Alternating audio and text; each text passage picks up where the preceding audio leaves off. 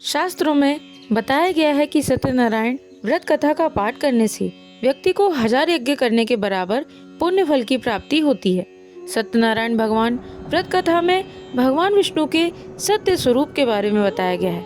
इस व्रत का पाठ करने से घर में सुख समृद्धि का वास होता है और भगवान विष्णु की कृपा आप पर सदैव बनी रहती है। आइए देर न करते हुए हम सत्यनारायण व्रत की कथा का प्रारंभ करते हैं। सत्यनारायण व्रत कथा प्रथम अध्याय। बोलिए श्री सत्यनारायण भगवान की जय। एक समय की बात है, नैमिषारण्य तीर्थ में शौनक आदि 88,000 ऋषियों ने श्री सूत जी से पूछा, हे प्रभु, इस कलयुग में वेद विद्या रहित मनुष्यों को प्रभु भक्ति किस प्रकार मिल सकती है तथा उनका उद्धार कैसे होगा? हे मुनिश्रेष्ठ, ऐसा कोई तप बताइए जिसे थोड़े समय में ही पुण्य मिले और मनवांछित फल की प्राप्ति हो। इस प्रकार की कथा सुनने की हम इच्छा रखते हैं। सर्व शास्त्रों के ज्ञाता सूत जी बोले, हे वैष्णवों में पूज्य, आप सभी ने प्राणियों के हित की बात पूछी है, इसलिए मैं एक ऐसे श्रेष्ठ व्रत को आप लोगों को बताऊंगा जिसे नारद जी ने लक्ष्मी नारायण जी से पूछा था और लक्ष्मीपति ने मणि श्रेष्ठ नारद जी से पूछा था। आप सब इसे ध्यान से सुनिए। एक समय की बात है, योगीराज नारद जी दूसरों के हित की इच्छा के लिए अनेकों लोकों में घूमते हुए मृत्यु लोक में आ पहुँचे। यहाँ उन्होंने अनेक योनियों में जन्मे प्राय सभी मनुष्यों को अपने कर्मों द्वारा अनेकों दुखों से पीड़ित देखा। उनका दुख देख नारद जी सोचने लगे कि कैसा यत्न किया जाए जिसके करने से निश्चित रूप से मानव के दुखों का अंत हो जाए। इसी विचार पर मनन करते हुए वह विष्णु लोक में गए। वहाँ वह देवों के ईश नारायण की स्तुति करने लगे, जिनके हाथों में शंख, चक्र, गदा और पद्म थे, गले में वरमाला पहने हुए थे। स्तुति करते हुए नारद जी बोले, हे भगवान, आप अत्यंत शक्ति से संपन्न हैं। मन तथा वाणी भी आपको नहीं पा सकती। आपका आदि, मध्य तथा अंत नहीं है। निर्गुण स्वरूप सृष्टि के कारण भक्तों के दुख को दूर करने वाले हैं। आपको मेरा नमस्कार है। नारद जी की स्तुति सुन विष्णु भगवान बोले, हे मुनिश्रेष्ठ, आपके मन में क्या बात है? आप किस काम के लिए पधारे हैं, उसे निसंकोच कहिए। इस पर नारद मुनि बोले कि मृत्युलोक में अनेक योनियों में जन्मे मनुष्य अपने कर्मों के द्वारा अनेकों दुखों से दुखी हो रहे हैं। हे नाथ, आप मुझ पर दया रखते हैं तो बताइए कि वे मनुष्य थोड़े प्रयास से ही अपने दुखों से कैसे छुटकारा पा सकते हैं। श्री हरि बोले, हे नारद, मनुष्यों की भलाई के लिए तुमने बहुत अच्छी बात पूछी है, जिसके करने से मनुष्य मोह से छूट जाता है। वह बात मैं कहता हूँ, उसे सुनो।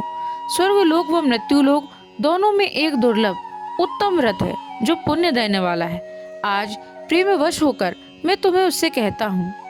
आज प्रेमवश होकर मैं उसे तुमसे कहता हूँ।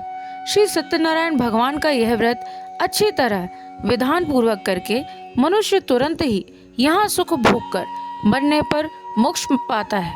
श्री हरि के वचन सुन नारद जी बोले कि उस व्रत का फल क्या है और उसका विधान क्या है? यह व्रत किसने किया था? इस व्रत को किस दिन करना चाहिए? सभी कुछ विस्तार से बताएं। नारद जी की बात सुनकर श्री हरि बोले, दुख व शोक को दूर करने वाला, यह सभी स्थानों पर विजय दिलाने वाला है। मानव को भक्ति व श्रद्धा के साथ शाम को श्री सत्यनारायण की पूजा धर्मपरायण होकर ब्राह्मणों व बंधुओं के साथ करनी चाहिए। भक्ति भाव से ही नैवेद्य, केले का फल, घी, दूध और गेहूं का आटा समाया ले। गेहूं के स्थान पर साठी का आटा, शक्कर तथा गुड़ लेकर सभी भक्षण योग्य पदार्थों को मिलाकर भगवान को भोग लगाएं। ब्राह्मणों सहित बंधु बांधवों को भी भोजन कराएं। उसके बाद स्वयं भोजन करें। भजन कीर्तन के साथ भगवान की भक्ति में लीन हो जाएं। इस तरह से सत्यनारायण भगवान का यह व्रत करने पर मनुष्य की सारी इच्छाएं निश्चित रूप से पूरी होती हैं। इस कली काल अर्थात कलयुग में मृत्यु में मोक्ष का यही एक सरल उपाय बताया गया है। श्री सत्यनारायण व्रत कथा का पहला अध्याय संपूर्ण। बोलिए श्री सत्यनारायण भगवान की जय।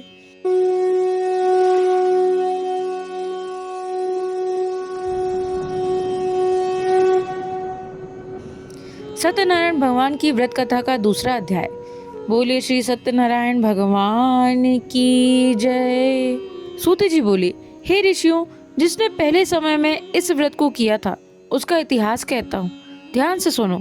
सुंदर काशीपुरी नगरी में एक अत्यंत निर्धन ब्राह्मण रहता था। भूख प्यास से परेशान वह धरती पर घूमता रहता था। ब्राह्मणों से प्रेम करने वाले भगवान ने एक दिन ब्राह्मण का वेश धारण कर उसके पास जाकर पूछा, हे विप्र, नित्य दुखी होकर तुम पृथ्वी पर क्यों घूमते हो? दीन ब्राह्मण बोला, मैं निर्धन ब्राह्मण हूँ, भिक्षा के लिए धरती पर घूमता हूँ। हे भगवान, यदि आप इसका कोई उपाय जानते हो तो बताइए। वृद्ध ब्राह्मण कहता है कि सत्यनारायण भगवान को मनोवांछित फल देने वाले हैं, इसलिए तुम उनका पूजन करो। इसे करने से मनुष्य सभी दुखों से मुक्त हो जाता है। वृद्ध ब्राह्मण बनकर आए सत्यनारायण भगवान उस निर्धन ब्राह्मण को व्रत का सारा विधान बताकर अंतर्ध्यान हो गए। ब्राह्मण मन ही मन सोचने लगा कि जिस व्रत को वृद्ध ब्राह्मण करने को कहा गया है मैं उसे जरूर करूंगा। यह निश्चित करने के बाद उसे रात में नींद नहीं आई। वह सवेरे उठकर सत्यनारायण भगवान के व्रत का निश्चय कर भिक्षा के लिए चला गया। उस दिन निर्धन ब्राह्मण को भिक्षा में बहुत धन मिला, जिससे उसने बंधु बांधवों के साथ मिलकर श्री सत्यनारायण भगवान का व्रत संपन्न किया। भगवान सत्यनारायण का व्रत संपन्न करने के बाद वह निर्धन ब्राह्मण सभी दुखों से छूट गया और अनेक प्रकार की संपत्तियों से युक्त हो गया। उसी समय से यह ब्राह्मण हर माह इस व्रत को करने लगा।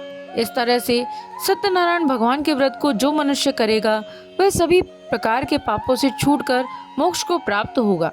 जो मनुष्य इस व्रत को करेगा वह भी सभी दुखों से मुक्त हो जाएगा। सूत जी बोले, इस तरह से नारद जी से नारायण जी का कहा हुआ श्री सत्यनारायण व्रत को मैंने तुमसे कहा। हे विप्रों, मैं अब और क्या कहूँ? ऋषि बोले, हे मुनिवर, संसार में उस विप्र से सुनकर और किस किसने इस व्रत को किया, हम सब इस बात को सुनना चाहते हैं। इसके लिए हमारे मन में श्रद्धा का भाव है। सूत जी बोले, हे मुनियों, जिसने इस व्रत को किया है वे सब सुनो। एक समय वही विप्र धन व ऐश्वर्य के अनुसार अपने बंधु बांधवों के साथ इस व्रत को करने को तैयार हुआ। उसी समय एक लकड़ी बेचने वाला बूढ़ा आदमी आया और लकड़ियां बाहर रखकर अंदर ब्राह्मण के घर में गया। प्यास से दुखी वह लकड़हारा उनको व्रत करते देख विप्र को नमस्कार कर पूछने लगा कि आप यह क्या कर रहे हैं? तो उन्होंने बताया कि व्रत कर रहा हूँ तथा इसके करने से क्या फल मिलेगा, कृपया मुझे भी बताएं। ब्राह्मण ने कहा कि सब मनोकामनाओं को पूर्ण करने वाला यह सत्यनारायण भगवान का व्रत है। इनकी कृपा से ही मेरे घर में धन धान्य आदि की वृद्धि हुई है। विप्र से सत्यनारायण व्रत कथा के बारे में जानकर लकड़हारा बहुत प्रसन्न हुआ। चरणामृत लेकर वह प्रसाद खाने के बाद वह अपने घर आया। लकड़हारे ने अपने मन में संकल्प किया कि आज लकड़ी बेचने से जो धन मिलेगा उसी से श्री सत्यनारायण भगवान का उत्तम व्रत करूंगा। मन में इस प्रकार विचार लेकर बूढ़ा आदमी सिर पर लकड़ियां रख उस नगर में बेचने गया जहां धनी लोग ज्यादा रहते थे। उस नगर में उसे अपनी लकड़ियों का दाम पहले से 4 गुना अधिक मिला। बूढ़ा प्रसन्नता के साथ दाम लेकर केले, शक्कर, घी, दूध, दही और गेहूं का आटा ले और सत्यनारायण भगवान के व्रत की अन्य सामग्रियां लेकर अपने घर गया। वहां उसने अपने बंधु बांधवों को बुलाकर विधि विधान से सत्यनारायण भगवान का पूजन और व्रत किया। इस व्रत के प्रभाव से वह बूढ़ा लकड़हारा धन, पुत्र आदि से युक्त होकर संसार के समस्त सुख भोगकर अंतकाल में वैकुंठ धाम चला गया। श्री सत्यनारायण व्रत कथा 2 अध्याय संपूर्ण। बोलिए श्री सत्यनारायण भगवान की जय।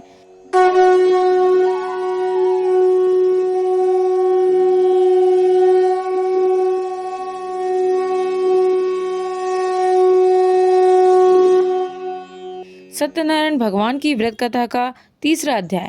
बोलिए श्री सत्यनारायण भगवान की जय। सूत जी बोले, हे श्रेष्ठ मुनियों, अब आगे की कथा कहता हूँ। पहले समय में उल्कामुख नाम का एक बुद्धिमान राजा था। वह सत्यवक्ता और चितेंद्रिय था। प्रतिदिन देव स्थानों पर जाता और निर्धनों को धन देकर उनके कष्ट दूर करता था।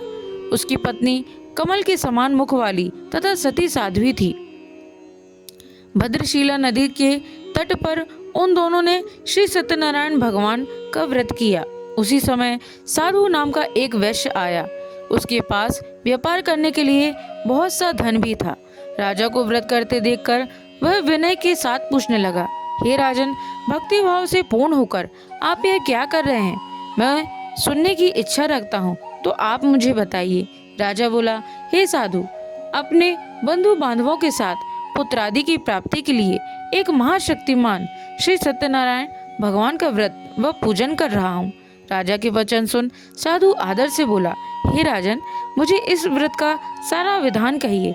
आपके कथानुसार मैं भी इस व्रत को करूँगा। मेरी भी संतान नहीं है और इस व्रत को करने से निश्चित रूप से मुझे संतान की प्राप्ति होगी। राजा से व्रत का सारा विधान सुन व्यापार से निवृत्त हो वह अपने घर गया। साधु वैश्य ने अपनी पत्नी को संतान देने वाले इस व्रत का वर्णन कह सुनाया और कहा कि जब मेरी संतान होगी तब मैं इस व्रत को करूँगा। साधु ने इस तरह के वचन अपनी पत्नी लीलावती से कहे।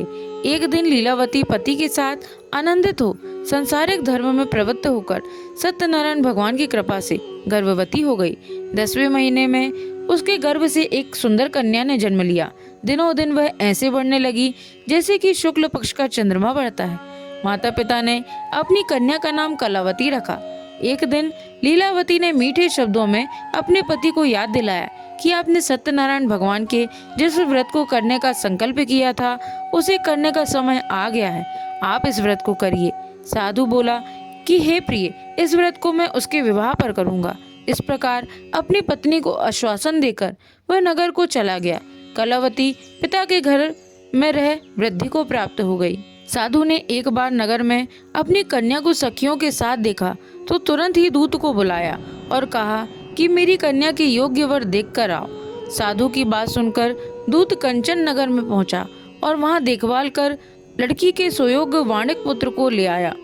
सुयोग्य लड़के को देख साधु ने बंधु बांधवों को बुलाकर अपनी पुत्री का विवाह कर दिया। लेकिन दुर्भाग्य की बात ये कि साधु ने अभी भी श्री सत्यनारायण भगवान का व्रत नहीं किया। इस पर श्री भगवान क्रोधित हो गए और शाप दिया कि साधु को अत्यधिक दुख मिले। अपने कार्य में कुशल साधु बनिया जमाई को लेकर समुद्र के पास स्थित होकर रत्नसारपुर नगर में गया। वहां जाकर दामाद ससुर दोनों मिलकर चंद्रकेतु राजा के नगर में व्यापार करने लगे। एक दिन भगवान सत्यनारायण की माया से एक चोर राजा का धन चुराकर भाग रहा था। उसने राजा के सिपाहियों को अपना पीछा करते देख चुराया हुआ धन वहां रख दिया जहां साधु अपने जमाई के साथ ठहरा हुआ था।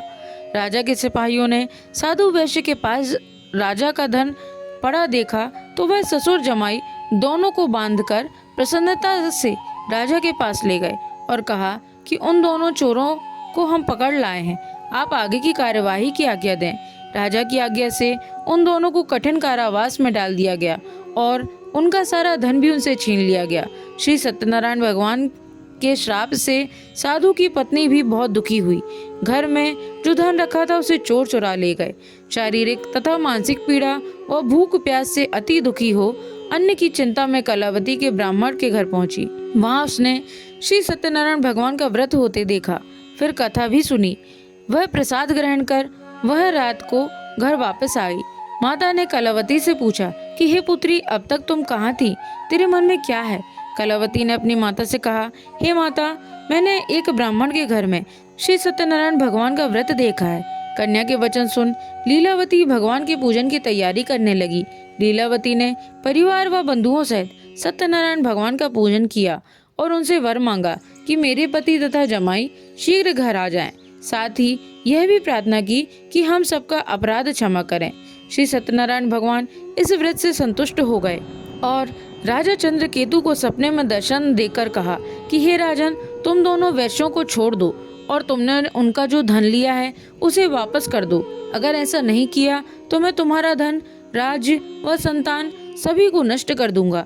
राजा को यह सब कहकर वह अंतर ध्यान हो गए। प्रातःकाल सभा में राजा ने अपना सपना सुनाया, फिर बोले कि बड़े पुत्रों को कैद से मुक्त कर सभा में लाओ। दोनों ने आते ही राजा को प्रणाम किया। राजा मीठी वाणी में बोला, हे महानुभावों, भाग्यवश ऐसा कठिन दुख तुम्हें प्राप्त हुआ है, लेकिन अब तुम्हें कोई भय नहीं है। ऐसा कहकर राजा ने उन दोनों को नए वस्त्राभूषण भी पहनाए और जितना धन उनका लिया था उससे दुगना धन वापस कर दोनों वैश्य अपने घर को चल दिए। श्री सत्यनारायण व्रत कथा का 3रा अध्याय संपूर्ण। बोलिए श्री सत्यनारायण भगवान की जय।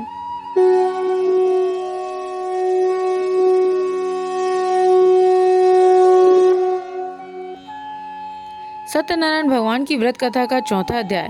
बोले श्री सत्यनारायण भगवान की जय। सूत जी बोले, वैश्य ने मंगलाचार कर अपनी यात्रा आरंभ की और अपने नगर की ओर चल दिए। उनके थोड़ी दूर जाने पर एक दंडी वेशधारी श्री सत्यनारायण ने उनसे पूछा, हे साधु, तेरी नाव में क्या है? अभिवाणी वड़िक हंसता हुआ बोला, दंडी, आप क्यों पूछते हो? क्या धन लेने की इच्छा है? मेरी नाव में तो बेल व पत्ते भरे हुए हैं। वैश्य के कठोर वचन सुन भगवान बोले, तुम्हारा वचन सत्य हो। दंडी ऐसे वचन कह वहां से दूर चले गए। कुछ दूर जाकर समुद्र के किनारे बैठ गए। दंडी के जाने के बाद साधु वैश्य ने नित्य क्रिया के पश्चात नाव को ऊंची उठते देखकर अचंभा माना और नाव में बेल पत्ते आदि देख वह मूर्छित हो जमीन पर गिर पड़े। मूर्छा खुलने पर वह अत्यंत शोक में डूब गए। तब उसका दामाद बोला कि आप शोक न मनाएं, यह दंडी का शाप है, इसलिए हमें उनकी शरण में जाना चाहिए, तभी हमारी मनोकामना पूरी होगी। दामाद की बात सुनकर वह दंडी के पास पहुंचा और अत्यंत भक्ति भाव नमस्कार करके बोला, मैंने आपसे जो जो असत्य वचन कहे थे उनके लिए मुझे क्षमा दें। ऐसा कहकर महान शोकातुर हो रोने लगा। तब दंडी भगवान बोले, हे वणिक पुत्र, मेरी आज्ञा से बार बार तुम्हें दुख प्राप्त हुआ है, तू मेरी पूजा से विमुख हुआ। साधु बोला, हे भगवान, आपकी माया से ब्रह्मा आदि देवता भी आपके रूप को नहीं जानते, तब मैं अज्ञानी कैसे जान सकता हूँ? आप प्रसन्न होइए, अब मैं सामर्थ्य के अनुसार आपकी पूजा करूंगा। मेरी रक्षा करो और पहले के समान नौका में धन भर दो। साधु वैश्य के भक्ति पूर्वक वचन सुनकर भगवान प्रसन्न हो गए और उसकी इच्छानुसार वरदान देकर अंतर्ध्यान हो गए। ससुर जमाई जब नाव पर आए तो नाव धन से भरी हुई थी। फिर वही अपने अन्य साथियों के साथ सत्यनारायण भगवान का पूजन कर अपने नगर को चल दिए। जब नगर के नजदीक पहुंचे तो दूत को घर पर खबर करने के लिए भेज दिया। दूत साधु की पत्नी को प्रणाम कर कहता है कि मालिक अपने दामाद सहित नगर के निकट आ गए हैं। दूत की बात सुन साधु की पत्नी लीलावती ने बड़े हर्ष के साथ सत्यनारायण भगवान का पूजन कर अपनी पुत्री कलावती से कहा कि मैं अपने पति के दर्शन को जाती हूँ, तू कार्य पूर्ण कर शीघ्र आ जा। माता के ऐसे वचन सुन कलावती जल्दी में प्रसाद छोड़ अपने पति के पास चली गई। प्रसाद की अवज्ञा के कारण श्री सत्यनारायण भगवान रुष्ट हो गए और नाव सहित उसके पति को पानी में डुबो दिया। कलावती अपने पति को वहां न पाकर रोती हुई जमीन पर गिर पड़ी।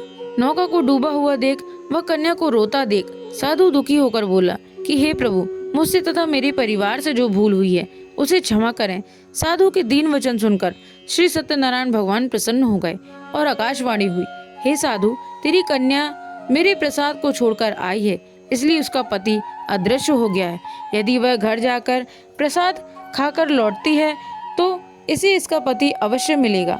ऐसी आकाशवाणी सुन कलावती घर पहुंचकर प्रसाद खाती है और फिर आकर अपने पति के दर्शन करती है। उसके बाद साधु अपने बंधु बांधवों सहित श्री सत्यनारायण भगवान का विधि विधान से पूजन करता है। इस लोक का सुख भोग वह अंत में स्वर्ग को जाता है। श्री सत्यनारायण व्रत कथा का 4था अध्याय संपूर्ण। बोलिए श्री सत्यनारायण भगवान की जय।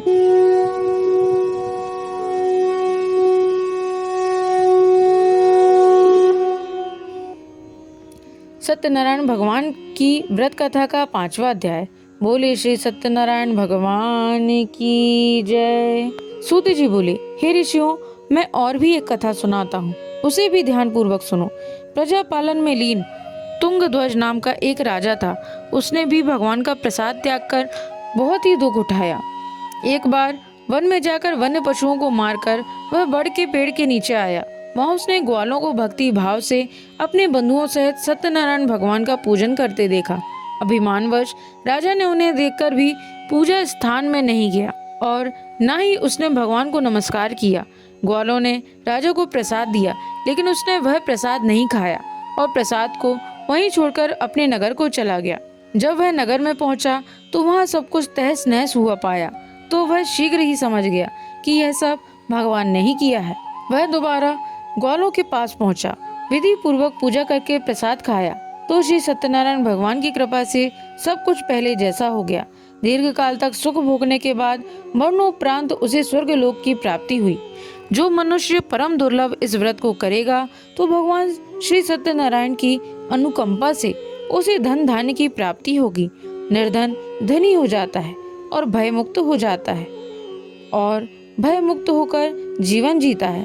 संतानहीन मनुष्य को संतान सुख मिलता है और सारे मनोरथ पूर्ण होने पर मानव अंतकाल में बैकुंठ धाम को जाता है। सूत जी बोले, जिन्होंने पहले इस व्रत को किया है अब उनके दूसरे जन्म की कथा कहता हूँ। वृद्ध शतानंद ब्राह्मण ने सुदामा का जन्म लेकर मोक्ष की प्राप्ति की। लकड़हारे ने अगले जन्म में निषाद बनकर मोक्ष प्राप्त किया। उल्का मुख नाम का राजा दशरथ होकर बैकुंठ को गए। साधु नाम के वैश्य ने मोर ध्वज बनकर अपने पुत्र को आरे से चीरकर मोक्ष पाया। महाराज तुंगध्वज ने स्वयंभू होकर भगवान में भक्ति युक्त हो कर्म कर मोक्ष पाया। श्री सत्यनारायण व्रत कथा का 5वां अध्याय संपूर्ण। बोलिए श्री सत्यनारायण भगवान की जय।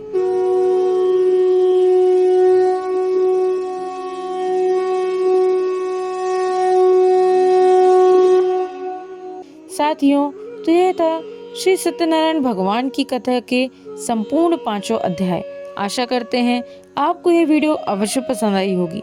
वीडियो पसंद आई हो तो वीडियो को लाइक करें, चैनल पर नए हो तो चैनल को सब्सक्राइब करना ना भूलें ताकि आप ऐसे ही नित्य नई कथाओं का श्रवण करते रहें। आज के लिए साथियों इतना ही। आपका दिन मंगलमय हो। जय श्रीमन नारायण, जय श्री हरि, राधे राधे।